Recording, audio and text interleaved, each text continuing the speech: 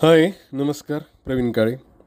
आजचा दिनांक 15 जूनचा रविवार अनेक मथळ्यांनी भरलेल्या वृत्तपत्र वाचनासाठी राखलेला. कारण आज फादर्स डे निमित्त बरेच लेखन कालपासून चतुरंग लोकरंग पुरवण्यात आलेलं आणि वाचता वाचता गेली 4 वर्ष माझ्या बापाविना काढलेला फादर्स डे डोळ्यासमोर आला. पण तरी आईमुळे त्याची उणीव न भासलेली. आजच्याच दिवशी व आत्ता माझा नेव्ही कॉलनीचा मित्र राजेश पवार याने त्याच्या आईच्या 80व्या वाढदिवशी आमंत्रित केलं होतं व त्या प्रोग्रामच्या निमित्ताने आम्हा सगळ्यांचे परिवार एकत्र आला होता. आमच्या दोघांच्या परिवारांमध्ये आमच्या आया साथसोबत बसलेल्या तेव्हा आमच्या बापांची आठवण निघालेली. तोच एक धागा पकडून त्या प्रोग्राममधून येऊन चतुरंगातील अतुल पेठे लिखित लेख रमलेल्या बाबाची गोष्ट वाचून काढली व मीही एक बाबा कसा असला पाहिजे याचे धडे घ्यायला लागलो. अर्थात बाप दिवसाचा सोहळा माझ्या मुलांनी वैष्णवी, वैदेही व वैश्विक यांनी आजच आपसुकच या दिवसात घडवून आणलेला व मीही भारावलेलो. पण तरी बापपणाचे धडे कसे असले पाहिजेत हे या लेखातून उमगलेलं. ऐकूया मग रमलेल्या बाबाची गोष्ट. लेखक अतुल पेठे, अभिवाचक प्रवीण काळे. वर्षभरात प्रत्येक दिवस काही ना काही कारणानं साजरा होतो. माणूस प्राणी फार हुशार आहे. जर गंमत केली नाही, हसून पाहिलं नाही तर आयुष्य कंटाळवाणं आणि निरस होऊ शकतं. ते होऊ नये म्हणून सण समारंभ आणि वेगवेगळ्या प्रकारे उत्सव करायचे. उद्या फादर्स डे म्हणजे समस्त बाबांचा कौतुक दिवस. त्यामुळे या वृत्तपत्राच्या सांगण्यावरून मी माझ्या बाबापणाचा अनुभव कथन करण्याचा प्रयत्न करणार आहे. मला आणि रोहिणीला एक मुलगी, पर्ण हे तिचं नाव. आमचे मित्र लेखक श्याम मनोहर त्यांच्या त्यावेळी प्रसिद्ध झालेल्या कळ या कादंबरीतील नायिकेचं होतं म्हणून ठेवलं. लेखकाचा आणि साहित्याचा सन्मान आम्ही असा केला. मात्र ते स्त्रीलिंगी नसून नपुसकलिंगी असल्याबद्दल आम्हाला विचारलं गेलं, पण आम्ही त्याकडे लक्षपूर्वक दुर्लक्ष केलं.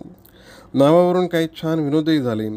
उदाहरणार्थ पर्णाला कडेवर घेतलं तर उपर्ण, कडेवरून खाली ठेवलं तर निष्पर्ण किंवा घराचं नाव प्रणकुटी वगैरे. खूप मजा यायची. आजच्या हिशोबात मी त्यावेळी फार लवकर म्हणजे 24व्या वर्षी लग्न केलं आणि बाबाही नंतर 2 वर्षात झालो. या सुरुवातीच्या काळात माझी अवस्था फार अवघड होती. शिक्षण आणि नोकरीत मला काडीचाही रस नव्हता. जगायला आधार फक्त नाटकाचा होता. त्यातही पैसे आणि प्रसिद्धी नसणारं प्रायोगिक नाटक हेच मला प्रिय होतं. माझ्या आयुष्याचा हेतू काहीच करून जगायचा आहे इतकाच होता. भव्य स्वप्न वगैरे काहीही पडत नव्हती. माझ्या आईवडिलांनाच माझी चिंता होती. पुत्र, पती आणि पिता म्हणून मी बिलकुल आदर्श नव्हतो. पर्णाच्या जन्मानंतर आता आपण बाबा झालो आहोत म्हणून लाजेकाजेस्तव शिक्षण पूर्ण केलं आणि नाशिकला नोकरी केली. मला कधी मुलाखतीत लोक माझ्या आयुष्याबद्दल विचारतात तेव्हा समोर बसलेल्या मुलांना मी माझं तिरपागडं आयुष्य सांगतो. माझ्यामुळे निदान काही मुलांना धीर येत असावा. थोडक्यात माझ्या भरकटलेल्या जहाजाला सावरण्याचं काम रोहिणीनं केलं आणि पर्णामुळे मला ते परत समुद्रात नेण्याची ताकद मिळाली. आज अनेक लोकांना आईबाबा होणं आणि मुलामुलींची जबाबदारी घेणं खूप अवघड वाटतं. अर्थात आजच्या काळातील गुंतागुंतीचे जटिल प्रश्न त्याला कारणीभूत आहेत. पण तसे ते प्रत्येक काळात असतात की. आपल्याला गंमत वाटणाऱ्या गोष्टीचा भाव कशाला करायचा हा प्रश्न आम्हाला कायम पडतो. नाटकात खूप कष्ट आणि असुरक्षितता आहे असं लोक म्हणताना या आव्हानात्मक गोष्टींमुळेच आम्हाला मजा येते हे सांगावं लागतं. तसं तर प्रत्येकाचं आयुष्य म्हटलं तर कठीणच आहे.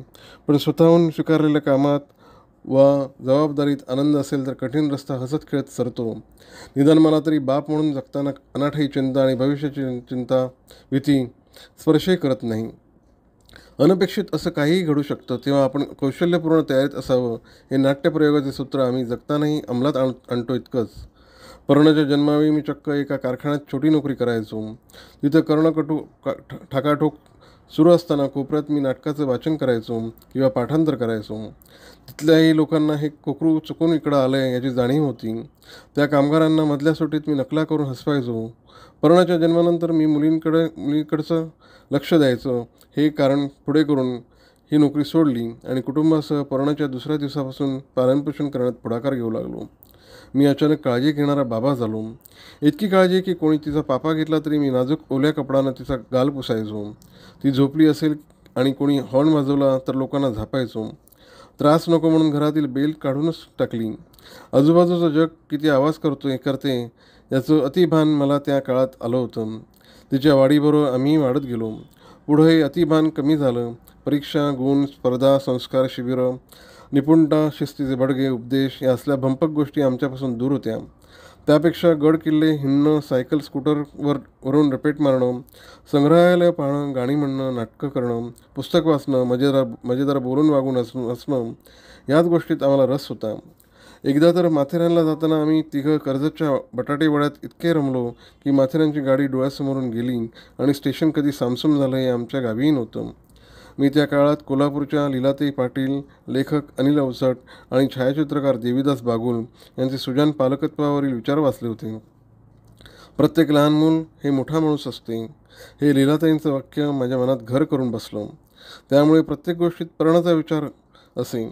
आमच्या घराची पाटी पर्णरोहिणी अतुल पेठे अशी होती. ती पाहून अनेक लोक स्तिमित व्हायचे.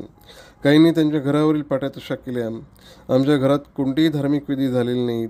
बारसं, वास्तुशांत, सत्यनारायण यांच्यापेक्षा नाटक, चित्रकला, नृत्य, संगीत, वाङ्मय या क्षेत्रातील लोक आमच्या घरी वारंवार येतात.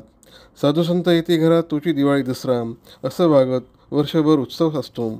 या उत्सवात कोणत्याही उधळपट्टीला थारा नसतो. पर्ण आणि आलोकची नोंदणी लग्नात आम्ही दोन्ही कुटुंबियांनी त्यांच्या आसक्त आणि नाटक कंपनीला आर्थिक देणगी दिली. मग आनंदानं नाचलो आणि हसत खेळत जेवलो. आमच्या घरात दुःख, चिडचिड, अस्वस्थता, मानसिक कोंडी आणि राग बोलून व्यक्त करायची मोकळी आहे. प्रत्येक मुद्द्यावर वादविवाद, चर्चा आणि थेट प्रश्नोत्तरं यांना आमच्या घरात अग्रस्थान आहे. नशीब आणि भांडण, लढाईपेक्षा संवादावर आमचा ठाम विश्वास आहे. आयुष्याबद्दलचे निर्णय घ्यायला पर्ण कायम स्वतंत्र होती. काही न पटणारे एकमेकांचे विचार, स्वभाव आणि कृतीही एकमेकांनी मान्य केले आहेत. मुलगी म्हणून समाजात काही बंधन असतात. या असल्या नियमांना आमच्या घरात स्थान नाही. प्रश्न विचारणं, सर्व कामं करणं आणि जबाबदारी घेणं हेच महत्त्वाचं. मुलगी आहे म्हणून घाबरण्यापेक्षा तिला प्रत्येक टप्प्यावर सक्षम करणं आवश्यक वाटलं. स्वतःविषयी भ्रम आणि इतरांविषयी गैरसमज असू नयेत म्हणून नीट बोलण्याचा आम्ही प्रयत्न करतो. मी वडील म्हणून प्रत्येक वेळी नीट वागलो असं बिलकुल नाही. माझ्या हातूनही चुका झालेल्या आहेत हे मला सांगण्याचा अवकाश बायको आणि मुलीनं दिला आहे. शेवटी श्वासापर्यंत चुका होतील पण त्या सुधारता येतील हे आकलन आम्हाला ही मोकळीक देऊन घेऊन झालेलं आहे. बाप म्हणून मी मुलीला शिकवणार हा चुकीचा ग्रह मनात ठासलेला असतो. पुरुषप्रधान व्यवस्थेत तर तो खोलवर रुजलेला असतो. पण त्याला तडा दिला आहे. आपण नीट पाहत व ऐकत नाही हे तिनं अनेक प्रसंगातून सांगितलं. तुझ्या लहानपणीचे 2 प्रसंग सुंदर आहेत. दिवाळीत आम्ही किल्ला केला होता. कागदाची घरं आणि मातीची चित्र त्यावर ठेवली. रात्री ती तशीच राहिली. सकाळी पाहतो तर ते सर्व गायब. मी पिसाटलो. पर्णाला घेऊन मी जवळच्या वस्तीत जाऊ लागलो तर पर्णानं मला मागे खेचलं. आपली चित्र कोणाला तरी गरजेची असतील ना असं विचारलं. मी जागच्या जागी शिळात होऊन थिजलो. तत्क्षणी मागं फिरलो. असं मनात येण्याचीच कमालीची लाज वाटली होती. पण अयोग्य दिशेला गेलो नाही याचा आनंद झाला. वस्तुतः माझ्या मनातील संशयाला कसलाही पुरावा नाही. शिवाय आजूबाजूच्या सुशिक्षित घराण्यातील महत्त्वाकांक्षी जाचक आईबाप आणि स्वातंत्र्य गमावलेली मुलं आम्ही पाहत होतो.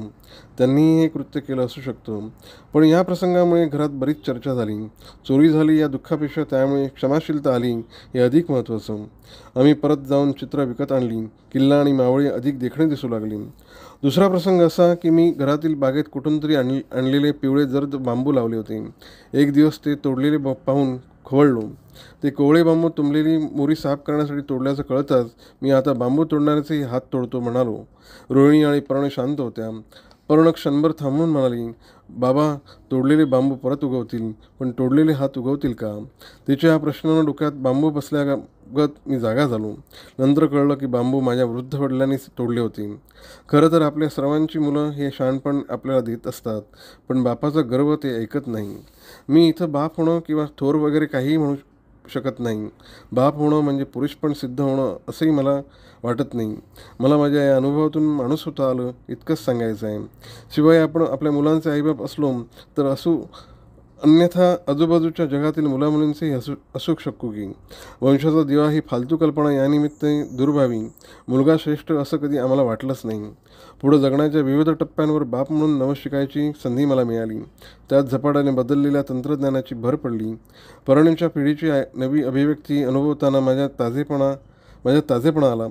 नाटक करताना काही अडलंय का असं विचारून मला न उमगणाऱ्या गोष्टी ती सांगू लागली. आपण डायरेक्टर असावं, डिक्टेटर नाही, हा पहिला धडा आमच्या नात्यात आम्ही जपला. तसंच आपल्या एकट्यामुळे काही घडत नसतं हा दुसरा धडा गिरवला. त्यामुळे प्रणच्या आयुष्यात आलेल्या लोकांनीही तिच्या सुयोग्य वाढीत हातभार लावलेला आहे याची नम्र जाणीव आम्हाला आहे. तिनं अभिनय करणं आणि नाट्य दिग्दर्शन करणं याला कारणीभूत तिचे या क्षेत्रातील मित्रमैत्रिणी आहेत. तिच्या पडण्याचढण्यात ही मंडळी सामील असतात. हे सर्व लोक तिचे आणि आलोकच्या विस्तारित कुटुंबीय आहेत. ते एकमेकांची काळजी घेतात, मोकळेपणाने रडतात, हसतात, कौतुक वा टीका करतात. आमच्या पिढीपेक्षा नातेसंबंधातील नवी खुली मूल्यव्यवस्था आहे ती जपतात. हे सारं आज अनुभवताना आमची मुलगी समाजातील जबाबदार व्यक्ती झाल्याचं जाणवत आहे. त्यामुळे छान वाटत आहे. अशावेळी आजच्या काळात तिचा बाप म्हणून घेताना सोबतच्या इतर सर्व मुलामुलींची वडीलधारी व्यक्ती असणंही मला सेलिब्रेट करावा वाटतो. त्याकरता आजच्या बापदिवसाचं निमित्त झालं इतकंच. धन्यवाद.